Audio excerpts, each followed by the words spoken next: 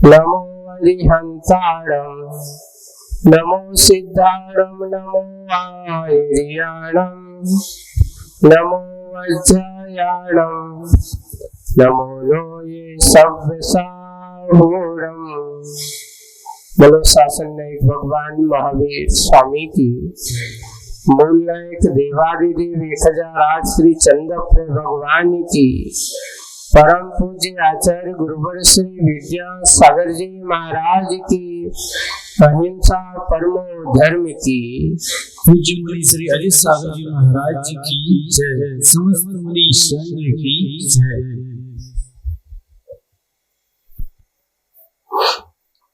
कल बहुत अच्छी मुखमाटी में अपन ने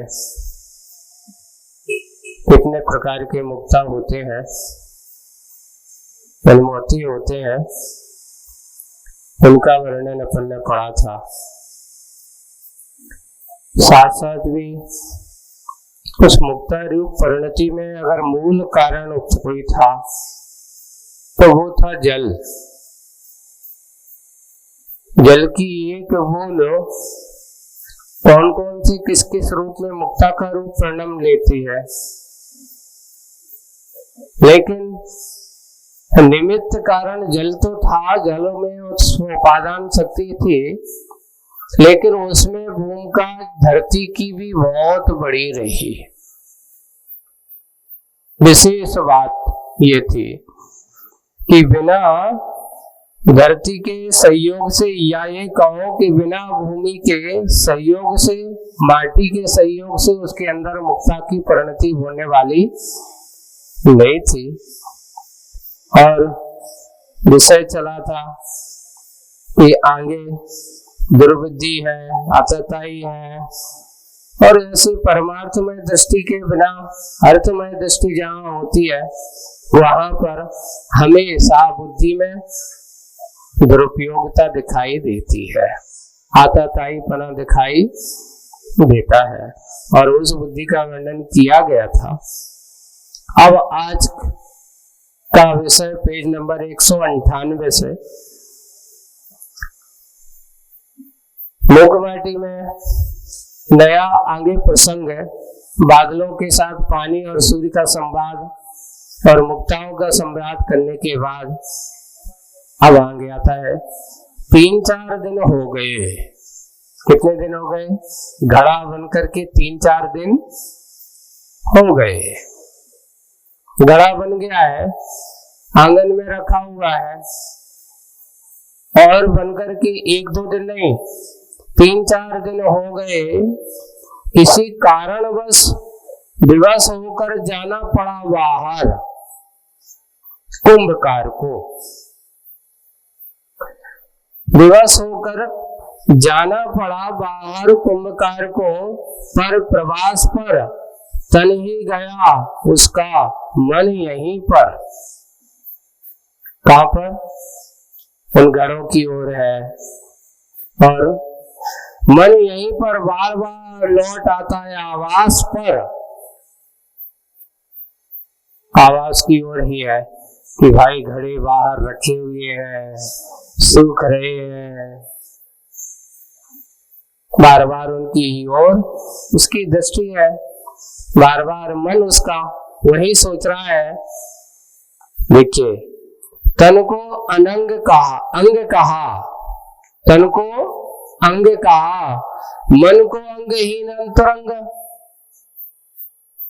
क्योंकि मन से तो वो अपने घर पर था, तन से बाहर था, इसलिए तन से गया है, मन बार बार अंगहीन अंतरंग है। अनंग का योनि स्थान है, वह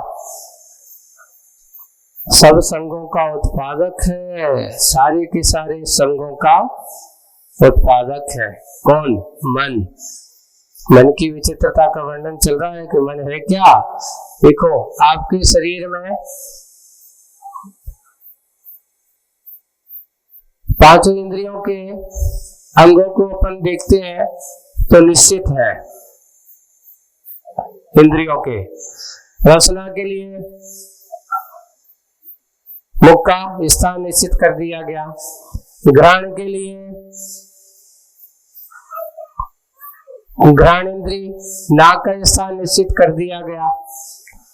देख चक्षु इंद्री के लिए चक्षु का स्थान स्तन है, कर्ण इंद्री के लिए कर्ण का है। ऐसा इनके इंद्रियों के स्थान निश्चित किए गए हैं, लेकिन पूछा गया मन का स्थान कहाँ है, बताओ मन कहाँ रहता है? इसलिए इसका कोई निश्चित स्थान नहीं है। एक शब्द दिया गया अनंगम, सारे अंग ही इसका अंग है, पूरा शरीर ही इसका पूरा क्षेत्र है, सारी इंद्रियां ही इसकी अपनी है, इनसे मिलकर के सारा काम करता है। वही है मन को अंगहीन अंतरंग का ये मन है। इसलिए कहते मन का कोई भरोसा नहीं, कौन सी इंद्रियों को साथ लेकर के तुम्हें परेशान कर दे, तुम्हारा साथ देने लगे, कोई भरोसा नहीं है। एक और है, आज इसमें लिखा है कि सारे के सारे संगों का उत्पादक, संग यानी परिग्रह, इच्छा, या संग का अर्थ है संगों का, संग का अर्थ यहाँ पे देखो एक संघ होता है और एक संग होता है। संघ का घा जब आता है तो उसमें समूह के अर्थ में होता है, जैसे मुनि संघ, वो संघ है। लेकिन यहाँ क्या है, सब संगों अर्थात परिग्रह, मूर्छा, इच्छा, आकांक्षा, मूर्छा, ये शब्द कितने सारे हैं। इन सब का उत्पादक अगर कोई है, जन्मदाता अगर कोई है, तो वो कौन है? आपका, हम सबका मन। कहने को तो इसका अंग कोई निश्चित नहीं है, पर निश्चित अंग ना हो करके भी, अनंग हो करके भी अंगों में अपना काम करता रहता है। सारे रंगों का, संगों का उत्पादक और सब रंगों में उत्पादक। अब रंगों में देखो, यहाँ उत्पादक नहीं, उत्पादक। क्या करना है? उछल कूद मचाने वाला, उत्पाद करने वाला, शांति से बैठने नहीं देता। आप लोग सोचते हो कि थोड़ा बहुत मन सोचता है कि चलो बैठिए यहाँ पर, अभी कछु खबर आ जाएगी, काहे की याद आ जाएगी, ओके चलो यहाँ से जल्दी चलो, बहुत हो गया, देखो वो काम करना है, उसके यहाँ जाना है। मैंने इसलिए लिखा है कि जब तक भी ध्यान की परिणति में जाते हैं तो एकाग्र चिंता निरोधो, ऐसा कहा। जब तक एकाग्रता और चिंता का निरोध नहीं होता तब तक ध्यान की परिणति नहीं बनती। यानी हम जब भी भगवान का ध्यान करते हैं, धर्म ध्यान करते हैं, धर्म ध्यान की परिणति में अपने आप को डालते हैं, तो एकाग्र चिंता ये सब कहा कि उसे एकाग्रता होना जरूरी है। यानी मन का उत्पादपना शांत बिठाना बहुत कठिन है। आचार्य बहुत अच्छा एक उदाहरण देते हैं। क्या उदाहरण देते हैं? जैसे एक छोटा बालक हो ना, आप कहूं गए हो और अभी अभी उसने चलना सीखा हो और उद्यमी हो, चंचल हो, और बार बार उसको अपन बैठाते हैं पर वो खड़ा हो जाता है, इधर भागने लगता है, उधर जाता है, उसको पकड़ के लाते हैं, फिर बैठाते हैं, फिर भागता है। शांति से जैसे ना बैठता है और ना बैठने देता है। मन की स्थिति भी उस बालक की भांति ही है। छोटे नन्हे बालक की भी तो बालक है, वैसे ही जैसे उस बालक के कारण से अनेक पालक परेशान हो जाते हैं, उसको संभालने की कोशिश करते हैं, पर संभालते संभालते संभाल नहीं पाते।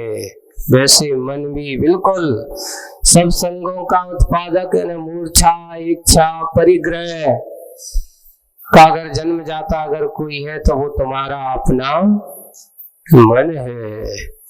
इसलिए ये मन वालों, देखो एक और बात आती है, मन वालों में इतनी परेशानी होती है तो बिना मन वालों में परेशानी नहीं होती होगी क्या? देखो मक्खी के पास मन नहीं है, आप देख रहे हो, बिना मन के वो कभी स्थिर बैठती है। मच्छर है, उसके पास मन नहीं है,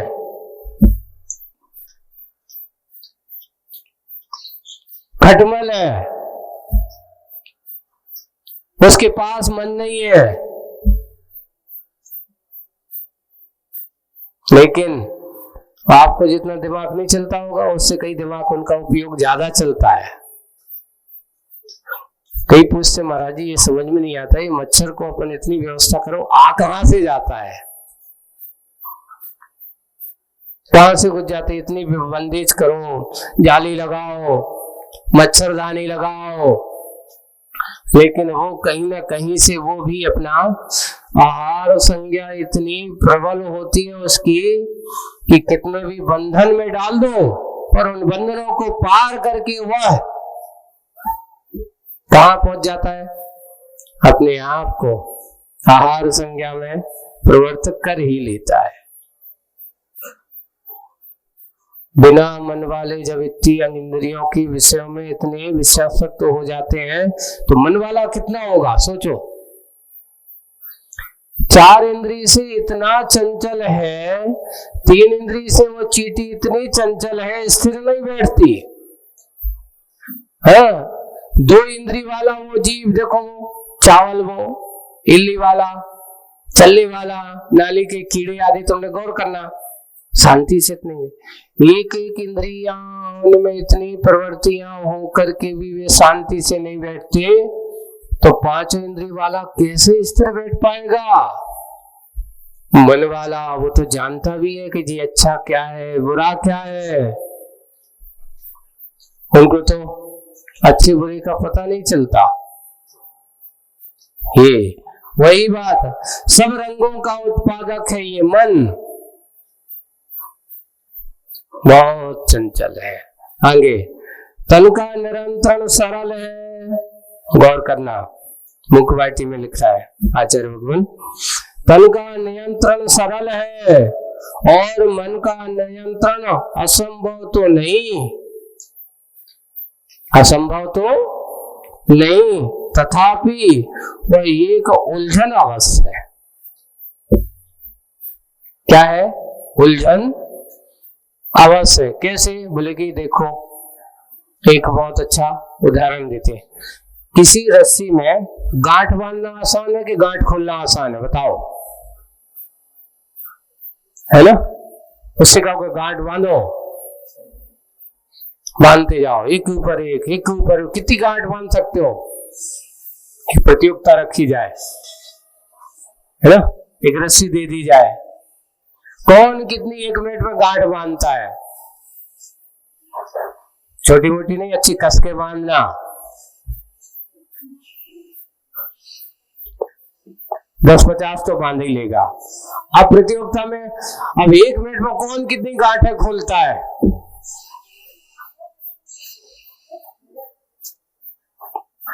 गांठ बांधने में उससे कहा जाएगा कि एक गांठ खोलो, बांधते तो कितनी जल्दी हो।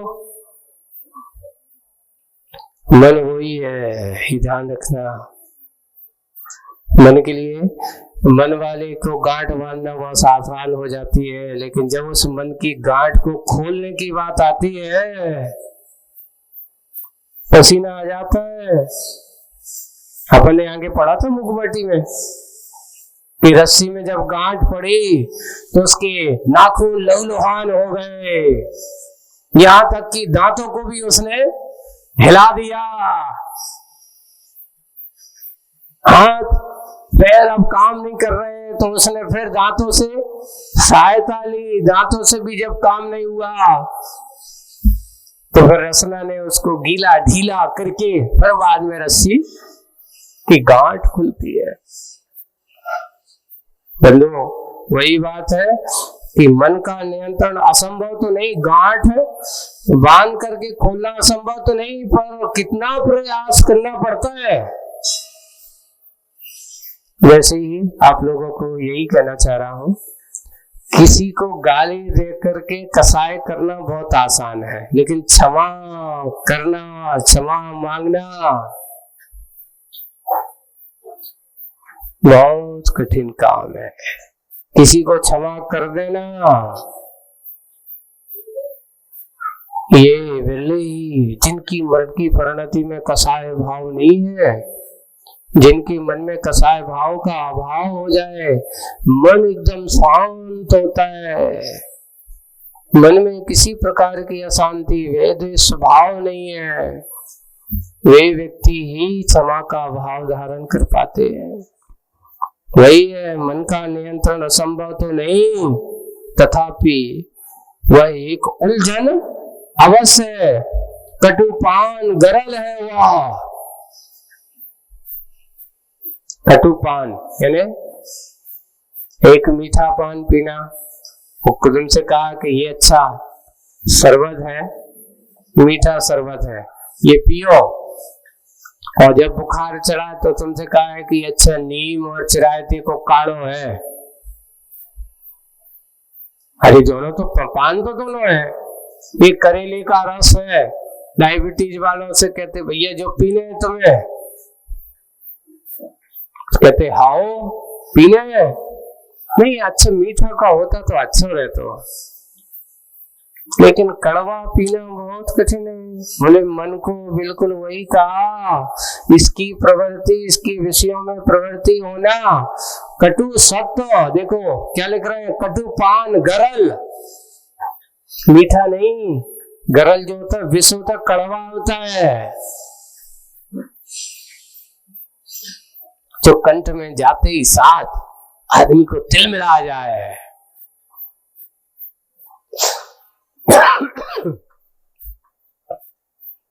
और तिलमिला जाकर के वह कहता है अच्छा ऐसा ही मन है। कितनी उपमा दी गई है, गरल है वह, ऐसा कटु वाला स्वभाव वाला कभी भी। लेकिन अगर उसको नियंत्रण में रखा जाए तो बहुत क्या करना होता है। आचार्य का एक बहुत अच्छा उदाहरण संस्मरण है। एक बार उन्होंने पूछा हम लोग से, बताओ, एक महाराज ने पूछा, महाराज जी हम लोगों को क्या करना है ना। तो आचार्य उससे उनसे पूछे, बताओ क्या करना है, आप बताओ हमें क्या करना है। दीक्षा आपसे प्राप्त हो गई है, अब हमें क्या करना है। आचार्य बहुत अच्छे से सोचते हैं, एक काम करो, जो तुम पूछ रहे हो कि क्या करना है, ऐसा मन में सोचने का विचार नहीं करना है।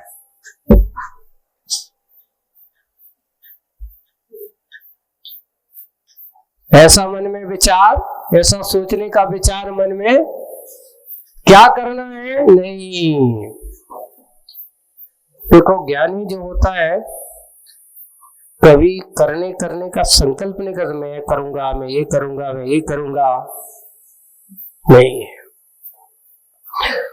ज्ञानी जन जो होते मोक्ष मार्ग पर चलने वाले होते हैं, मोक्ष मार्ग पर यहाँ कुछ करना होता तो बस मन की विकल्पों को रोकना होता है।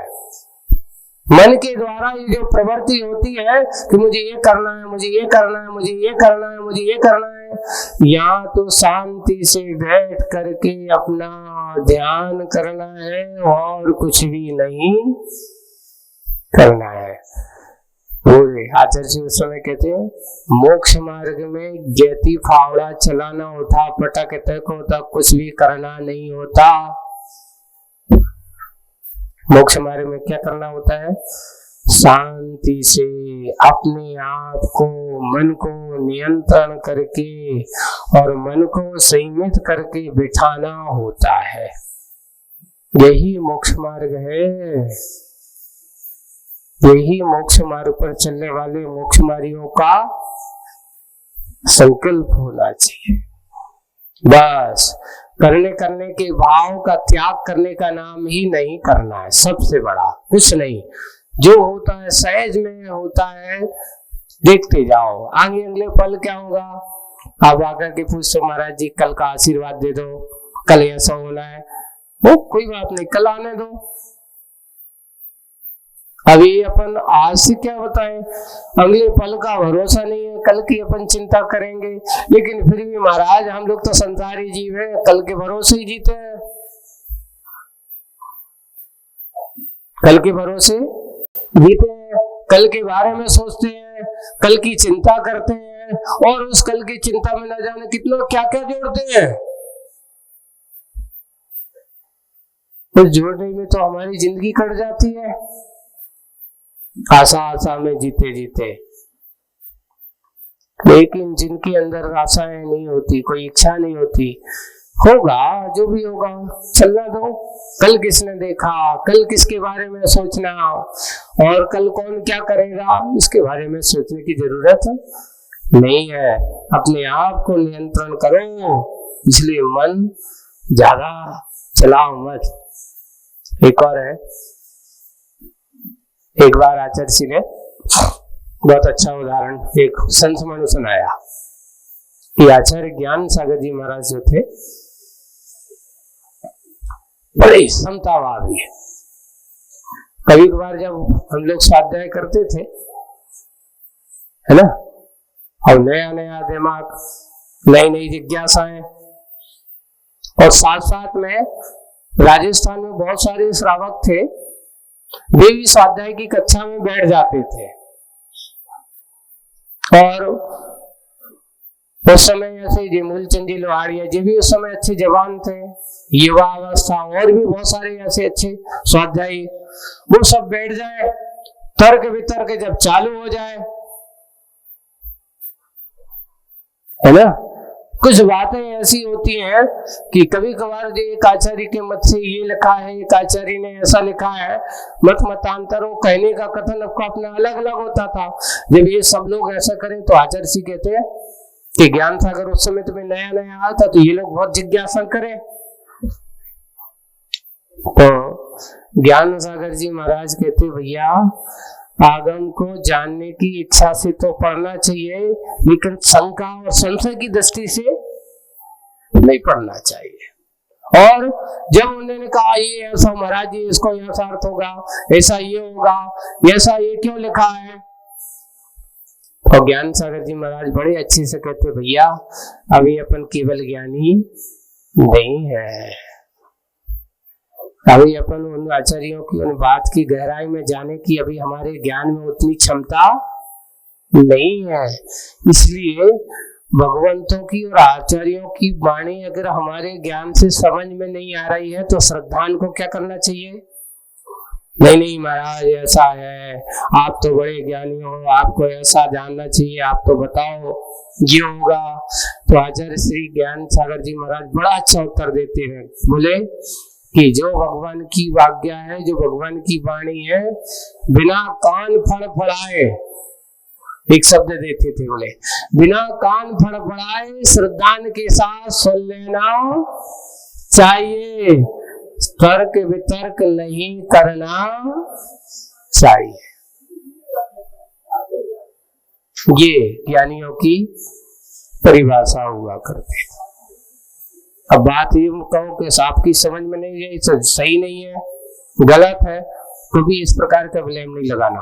आजकल क्या होता है, अपन व्यवहारिक क्षेत्र में कुछ बातें अपन को सुनी नहीं, जानी नहीं, देखी नहीं, लेकिन किसी दूसरे ने ऐसा कहा और हमने उस पर श्रद्धान कर लिया, उनकी बात को स्वीकार कर लिया। बंधुओं, ये बात बिल्कुल सामाजिक क्षेत्र में हो चाहे किसी भी पारिवारिक क्षेत्र में, जब तक तुम सामने स्वयं ना सुनो तब तक कोई किसी दूसरों की बात पर भरोसा ना करो। ये अपना श्रद्धान होना चाहिए पक्का। कभी कभार कोई दूसरा व्यक्ति कसाय वसात विशेष कसाय के परिणाम से एक दूसरे को बढ़ा देते हैं और उसको हम बढ़ा करके आपस में कसाय की परिणति और बढ़ा लेते हैं। बस बात को यहाँ तो यही है, मन की उलझन को समझना बहुत कठिन है। इसलिए मन को नियंत्रण करना असंभव तो नहीं है, तथापि वह उलझन अवश्य है। कैसा है, कैसी उलझन है? बोले कि कटुपान गरल है वह। ये अमृत भी बन सकता है तो जहर भी बन सकता है। आदमी को जीवन दान भी दे सकता है तो जीवन किसी का ले भी सकता है। ये भी बात है। आगे बढ़ते हैं। कुंभकार की अनुपस्थिति होना, कुंभ के सुखाव की उपस्थिति होना, इधर कुंभकार का अनुपस्थित होना यानी वो बाहर चला गया है, और इधर कुंभ में सुखाव की उपस्थिति होना, यह स्वर्ण अवसर है मेरे लिए। ये सुख रहे हैं, ये स्वर्ण अवसर है मेरे लिए। कौन? यो जलधि सोचता। कौन सोचता है? जलधि। हाँ, सागर भी या बादल भी सोचता है। और हर हर कहती लहरों के बहाने, सागर जो है समुद्र है ना, वो लहरों के बहाने सूचित किया बादलों को। किसको किया सूचित? बादलों को, कि अपनी कूटनीति से जो पहले से ही प्रशिक्षित थे, जलधि जलधि है। क्योंकि अपनी कूटनीति से, क्योंकि बुरा करने का भाव उसके मन में आया, या इस किसी के जिसकी जड़धी है वो कभी किसी के अच्छे बारे में सोच नहीं सकता। तो यही है, जो पहले से प्रशिक्षित थे, जल्दी जल्दी है। इसका भाव बुद्धि का अभाव नहीं, इसके भाव और बुद्धि का अभाव नहीं, परंतु जड़ यानी निर्जीव चेतना शून्य घटपट पदार्थों से धी अपनी बुद्धि का प्रयोजन। देखो, जड़धी किसके कहा? जड़धी उसे कहा गया कि जिसकी बुद्धि कैसे हो गई? जड़ यानी निर्जीव, जो मेरा जीवत्वपना जो नहीं है उसमें चेतन शून्य घट घटपट पदार्थों से, घट है, पट यानी कपड़ा, घट यानी घट आदि बर्तन आदि, या वो बहुत सारे जो दिखाई दे रहे वस्तु आदि है, घटपट पदार्थों से धी यानी बुद्धि का प्रयोजन, उनका प्रयोजन, और चित्त की अर्चना, चित्त की अर्चना स्वागत नहीं करना। चित्त यानी आत्मा है, उसका स्वागत आराधना आदि नहीं करना। सागर में परोपकारिणी बुद्धि का अभाव। इस कौन सी बुद्धि का अभाव? सागर में परोपकारिणी बुद्धि का अभाव जन्मजात है उसका स्वभाव। ये आज का नहीं है। क्यों? बोले कि सागर हमेशा संग्रह की बात करता है। आओ, है ना, कभी मना नहीं करता किसी को, लाओ और ले आओ, जितनी भी नदी पानी लिया है और लाओ, क्योंकि संग्रह की वृत्ति है। तो वही है परोपकारिणी बुद्धि का अभाव, जन्मजात है उसका वह स्वभाव। वही बुद्धिमानी है जो हित संपादित संपादिका और स्वापर आपद संहारिका। बुद्धिमानी क्या है? ये बुद्धिमानी उसे कहते हैं हो, बुद्धिमानी हो, हित संपादक, जो कैसे हो, अपना हित का संपादन करने वाले हो, और संपादिका यानी उसको संपादन संग्रह करने वाले हो। और स्व पर आपत, स्व के ऊपर, पर के ऊपर, अपने ऊपर और दूसरे के ऊपर हुई आई हुई आपत यानी आपत्ति विपत्ति को क्या करे, संहारिका। संहारक यानी मिटाने वाला हो, अपनी आपत्ति को और दूसरों की आपत्ति को दूर करने वाला हो, वह बुद्धिमानी है। सागर पर यहाँ क्या करा, सागर के संकेत पा, सागर सचेत हुई, सागर से गागर भर भर। देखिए वहां से सागर से गागर भर भर, अपार जल के निकेत हुई, गजगामिनी भ्रम भाविनी। अच्छे गजगामिनी। देखिए एक चाल का एक बहुत अच्छा वर्णन दिया जा रहा है। ये कैसे है, सागर से बादल जब उठे तो ऐसे हो गए भर करके, जैसे भर भर गगरिया भर करके ले करके वहां से बादल बन बन करके निकेत, जल के निकेत हुए, अच्छे निकलना चालू हुआ। कैसे, गजगामिनी, अच्छी चाल। ये है, देखो हर व्यक्ति की चाल अलग अलग होती है ना। तो अच्छी चाल किसकी मानी जाती है, गजगामिनी भ्रम भामिनी, भ्रम से भरी हुई भामिनी, दुबली पतली कटी वाली। कैसी, दुबली पतली कटी वाली, गगन की गली में अबलासी, है ना। कैसी है, बिल्कुल सचन सुंदर है, अच्छी गजगामिनी है, जिनकी पतली ऐसे बादलों में कल्पना की गई है। अबलासी, तीन बदली निकल रही है, एक नहीं, कितनी बदली, तीन बदली वहां से निकली, सागर से ऊपर की ओर आई, तीन बदली निकल पड़ी। पहली कैसी है, दही धवल साड़ी पहने, सफेद दही के समान धवल साड़ी पहने, पहली वाली बदली वह ऊपर से साधना रथ, ऐसी लग रही है जैसे बड़ी साधना रथ हो, साध्वी सी लगती है, बड़ी साध्वी सी दिखती है। और रतिपति प्रतिकूल मति वाली, यानी रतिपति यानी राग रंग से प्रतिकूल, ज्यादा राग रंग में रखने वाली नहीं है, उसी प्रतिकूल चलने वाली, मति वाली, पति मति अनुकूल गति वाली, लेकिन अपने पति की मति के अनुकूल से चलने वाली है, ऐसे नहीं छंदगामिनी नहीं है, शील सज्जन स्वभाव वाली। पहली बदली को अच्छी नारी की उपमा दी है, सुंदर है, देखने वाली है, दुबली पतली है, जिसकी चाल अच्छी गज गामिनी है, जिसकी वेशभूषा कैसी है, धवल अच्छी है ना, साड़ी पहने हुए है, और ऐसी लग रही है जैसे साधना रथ। कैसी हो, साधना रथ, साध्वी सी लगती है। रतिपति प्रतिकूल मति वाली, अपने रतिपति यानी राग रग से यानी काम आदि वासनाओं से प्रतिकूल,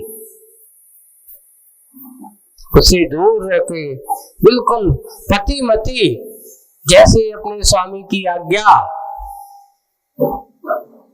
जैसे स्वामी ने कहा उसके अनुकूल गामिनी, जैसा उन्होंने कहा वैसा करने वाली, इसको बोलते हैं। इससे पिछली वाली, ये पहली बदली हो गई, जिसका रंग कैसा है, सफेद है। अब आ रहा है इससे पिछली बिचली बदली, उसके बाद की बदली, है ना। पलाश की हंसी सी साड़ी पहने। पलाश का पेड़ देखा, छेवले का पेड़, है ना। पलाश का जो लाल रंग का फूल देखा आपने, है ना, टेसू का फूल सबसे अच्छा। तो वो कैसी है? पलाश की हंसी सी, बिल्कुल खिला हुआ पलाश जैसे, बिल्कुल उसके कलर। साड़ी पहने हल्के लाल गुलाबी, गुलाबी की आभा फीकी पड़ती जिससे लाल पगतली वाली लाली रची। ये श्रृंगार रस का वर्णन यहाँ पे आ रहा है कि वो कैसी है, उसकी पगतली कितनी है, लाल, अच्छी, लाली रची, जैसे माहौर लगा देती ना नीचे कलबों में और ऊपर से, ऐसी लाली रची पद्मनी की शोभा सकुच चाहती है, जिसमें पद्मनी, जिसकी उस लाली को देख करके, पद्मनी जो फूल है उसकी, उस लाली को देख करके उस पद्मनी की शोभा भी कैसी हो रही है, संकुचित हो रही है, संकुचाती है, जिससे इस बदली की साड़ी की आभा जहां जहां गई चली, फिसली फिसली बदली, फिसली फिसली बदली वहां की आभा भी, और नकली नहीं असली।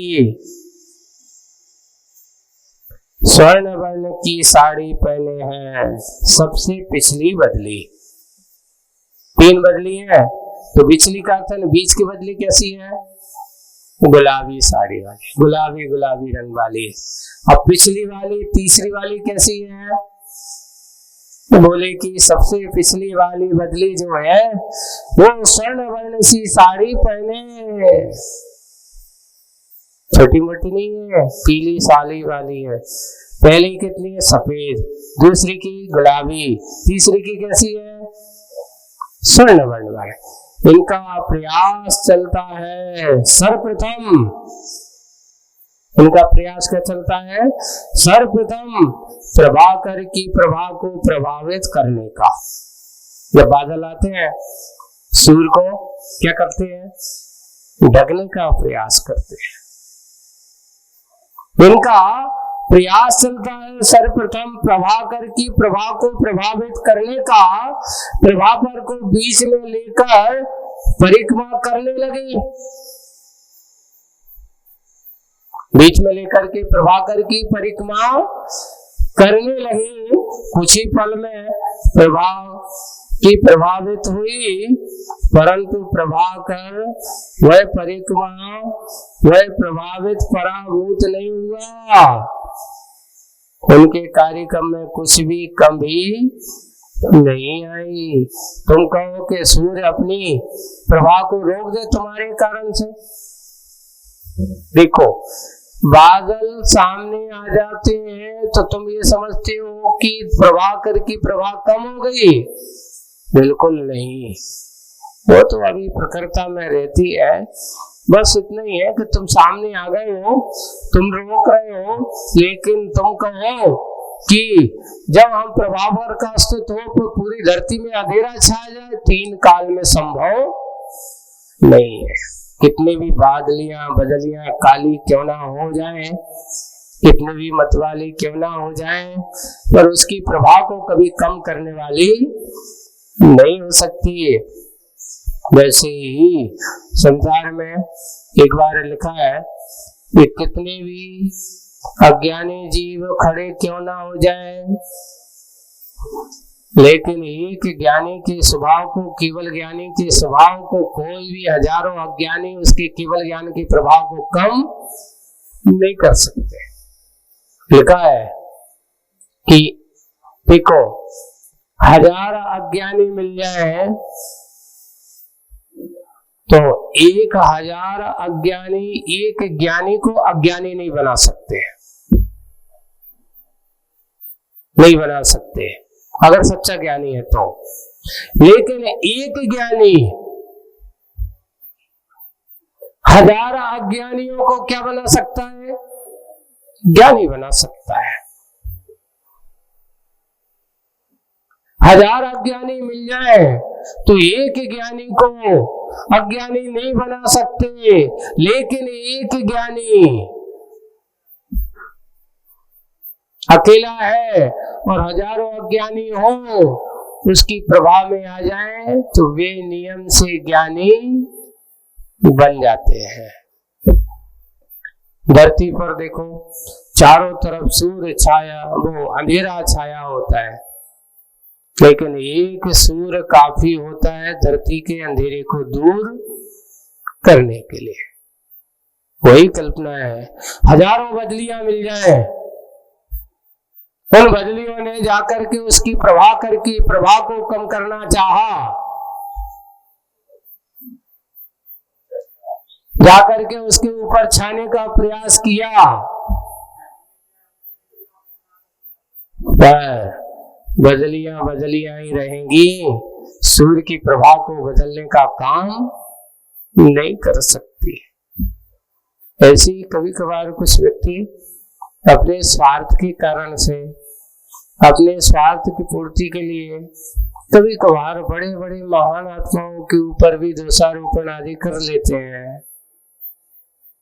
बड़े बड़े लोगों को दोषी आदि बनाने की कोशिश करते हैं। क्यों? मेरे अंदर उनको दोषी बता दो, अपने आप को बड़ा अस्तित्व हम कर लेंगे। पर बंधुओं ध्यान रखना, कभी भी जो व्यक्ति निर्दोषी हो, तुम सामने वाले को खूब कोसने की कोशिश की गई है, पर उस निर्दोषी को कभी दोषी बनाया नहीं जा सकता। एक और देखिए, महाभारत में क्या बोलते हैं उसको, शकुनी है ना। शकुनी ने क्या किया? माया जाल रचा, और माया जाल का प्रभाव देख करके उसने माया जाल में उनको फंसाया,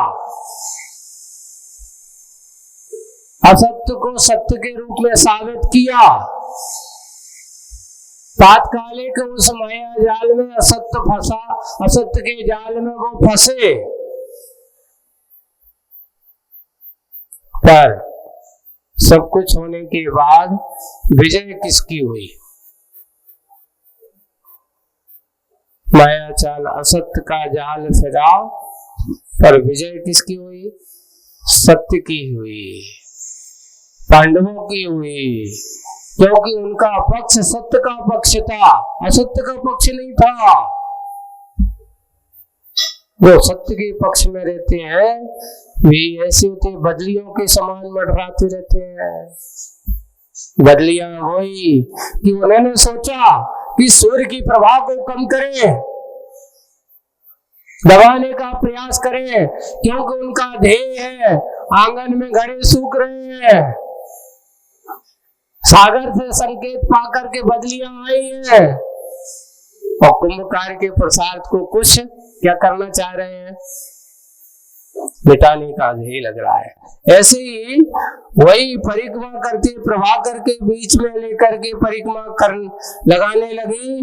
कुछ ही पलों में प्रभा प्रभावित हुई, परंतु प्रभाकर का पराक्रम है, प्रभावित पराभूत नहीं हुआ। उसके कार्यक्रम में कुछ भी कमी नहीं आई। अपनी पत्नी को प्रभावित देखकर प्रभाकर का प्रवचन प्रारंभ हुआ, है ना। अपनी पत्नी को प्रभावित देखकर अपनी प्रभाकर का प्रवचन प्रारंभ हुआ। प्रवचन प्रासंगिक है, पर सरोष का अर्थ गुस्से में भरा हुआ, तेज से भरा हुआ। प्रासंगिक है पर कैसा है? सरोष।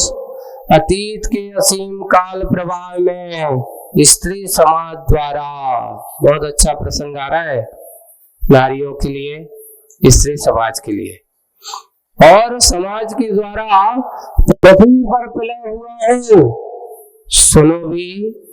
सुना भी नहीं, देखा भी नहीं, प्रलय हेतु आगत बदलियां ये क्या अपनी संस्कृति को विकृत छवि में बदलना चाहती हैं? यानी अपनी संस्कृति को, अपनी सभ्यता को आकर के आगत बदलियां हैं क्या अपनी संस्कृति को विकृत छवि में बदलना चाहते हैं? यहाँ वही है, एक नारी को ये उपमा दी है। आज ये हो रहा है कि नारी ही प्रलय का कारण बन जाती है, नारी ही नारी की दुश्मन बन जाती है, और नारी ही नारी को देख करके क्या करने लगती है? वह मनुष्य के भाव से भर जाती है। पृथ्वी पर प्रलय हुआ, अतीत के असीम काल प्रवाह में स्त्री समाज द्वारा अगर नारी अगर प्रकोपित हो जाए तो कहते हैं वह सर्वनाश कर दे, और नारी अगर संस्कृत हो जाए तो घर को स्वर्ग बना दे। बिल्कुल सत्य है, यथार्थ है कि नारी घर को स्वर्ग भी बना सकती है तो नारी घर को नरक भी बना सकती है। और वही बात है, एक नारी के कारण से पूरा महाभारत खड़ा हो गया है, एक नारी के कारण से। और दूसरा ये का, आप लोग एक रिसर्च बताओ, सही बताना, रावण का विनाश का कारण कौन थी? नारी। कौन? नाम बताओ। हाँ, सीता को मत कहना। सही, रावण को विनाश का कारण करने वाली है तो उसकी बहन। काश अगर बहन की बात के चंगुल में नहीं फंसा होता, बहन की उस मायाचारी के जाल में नहीं फंसा होता तो सीता का हरण नहीं करता। और एक इसलिए कहते हैं, यही है कि एक नारी नारी की दुश्मन बनी जब उसका अपना स्वार्थ सिद्ध नहीं हुआ। किसका? शूर्पणखा का। क्या किया जाए? भाई को प्रलोभन दिया, भाई आप इतने विद्याधरों के राजा हो, इतने बड़े कुबेर हो, इतने बड़े शक्तिशाली हो, और आपके राज के समीप इतनी सुंदर स्त्री आपने कभी देखी नहीं होगी। उसने ये नहीं कहा कि मेरी नाक कट गई, मैं उसको मोहित नहीं कर पाई। उसने पूछा कि क्या करें? बोले कि उन्होंने उनके पास गए और मैंने देखा, मैंने थोड़ा सा उन्होंने मेरी नाक काट दी, मेरी बहन का अपमान, और साथ में ये भी कह दिया कि उनके साथ ऐसी एक सुंदर बहुत अच्छी नारी है।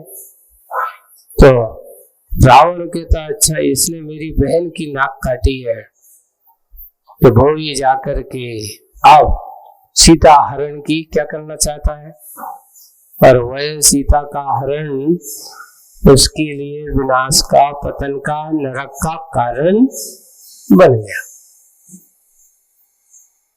ये तो ये एक नारी वही है, अतीत के असीम काल प्रवाह में इसी समाज द्वारा पृथ्वी पर प्रलय हुआ, सुना भी नहीं, देखा भी नहीं। प्रलय होती आगत, सुना भी होगा, सुना भी होगा, देखा भी होगा, देखा भी नहीं है। प्रलय हेतु आगत बदलियों ने क्या अपनी संस्कृति को विकृति छवि में बदलना चाहती है? कितने अच्छे से बनाया और उसको किया, और करके उसको विकृति में बनाना चाहते हैं। अपने हो आप पराए। देखिए, जब विकृति के भाव, मुंह के प्यासे बच्चे को देख माँ के हृदय में दूध रुक नहीं सकता,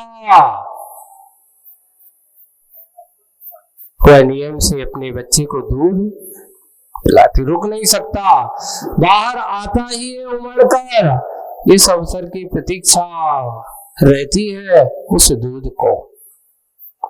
क्या सदैव हृदय भी आज प्रलय का प्यासा बन गया? जहाँ सदा दया रूप परिणति होती थी, दया का तो वातावरण होता था, आज वह प्रलय का प्यासा बन गया।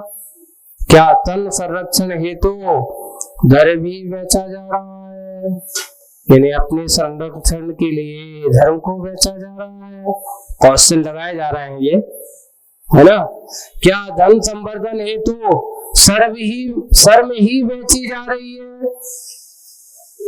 मात्र धन के लिए, धन जोड़ने के लिए अपनी लाज लज्जा को बेचा जा रहा है।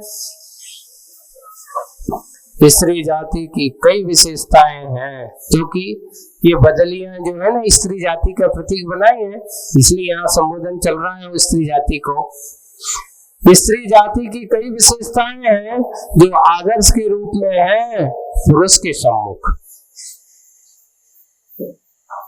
पुरुष को नारी चाहे तो अच्छे अच्छे एक रानी चेल्लान है ना, किसने? एक रानी चेल्लान है, भटके हुए राजा श्रेणों को छायक सम्यक दृष्टि बना दिया। देखिए आप, एक मिथ्या दृष्टि, विपरीत मार्ग पर चलने वाला, वितराग मार्ग से घृणा करने वाला एक नारी ने क्या किया? कोई बात नहीं, अब विवाह तो हो गया है, लेकिन मैं अपना नारीत्व का कर्तव्य का पालन करूंगी। और उसने अपने संकल्प, अपने दृढ़ संकल्प के बल से राजा श्रेणी के परिणाम को बदल दिया और एक मिथ्या दृष्टि को छायक सम्यक दृष्टि बना दिया। एक मिथ्या दृष्टि को एक नारी संस्कार देती है। वही बात कि स्त्री जाति की कई विशेषताएं हैं, एक आदर्श रूप है पुरुष के सम्मुख। वह चाहे तो बहुत कुछ है, प्रतिपल परतंत्र होकर भी पाप की पांडली भरी नहीं पड़ती। हमेशा कितना भी हो, परतंत्र क्यों ना हो, पाप की पांडली भरी नहीं पड़ती। पल भर भी इनमें पाप भीरुता पलती रहती है, अन्यथा स्त्री का नाम भीरु क्यों का पड़ा? वो हमेशा पाप भीरु, पाप से बचाने का काम करती है, पाप में पढ़ाने का काम नहीं करती है, इसलिए भीरु कहा। प्राय पुरुषों को बाध्य होकर ही कुपथ पर चलना पड़ता है स्त्री को, परंतु देखो प्राय पुरुषों के बाध्य होकर के कभी कभार कुछ ऐसी संगति पड़ जाती है जिनकी व्यसनों में आदतें पड़ी हैं, ऐसे पुरुष व्यसन आदि सेवन में रतपत होते हैं, क्या करें? तो फिर स्त्रियां उन्हें उनके साथ ऐसा करने तो कुपथ पर चलना पड़ता है स्त्रियों को, परंतु कुपथ सुपथ की परख करने में प्रतिष्ठा पाई है स्त्री समाज में। नारियों की प्रशंसा हो रही मुखमाटी में, और आगे की बात आप ऐसे करेंगे क्योंकि आज अपना समय हो गया।